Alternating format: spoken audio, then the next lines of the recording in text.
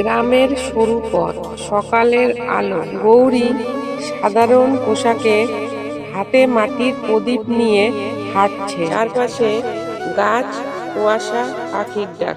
একটি ছোট্ট মন্দিরের সামনে গৌরী দাঁড়িয়ে। মন্দিরে অনেকে ফুল, ফল, মিষ্টি দিচ্ছে। গৌরী শুধু একটা প্রদীপ সামনে রাখছে। অন্যরা অবাক চোখে তাকিয়ে আছে। পূজারী গৌরীর দিকে আঙুল তুলে বলছে, তুমি কিছুই দাও না। গৌরী মাথা নিচু করে হালকা হাসছে, শান্তভাবে বলছে, আমি আলো দিই যাতে তিনি আমার পথ দেখাতে পারেন। রাতে মন্দিরে সব প্রদীপ নিভে গেছে, শুধু গৌরীর ছোট্ট প্রদীপটি জ্বলছে কৃষ্ণের মূর্তির সামনে। মূর্তির মুখে এক মৃদু হাসি। আলো পড়ছে গৌরীর মুখে। আকাশে নীল আভা। কৃষ্ণ যেন অদৃশ্য রূপে দাঁড়িয়ে আছেন গৌরীর পাশে।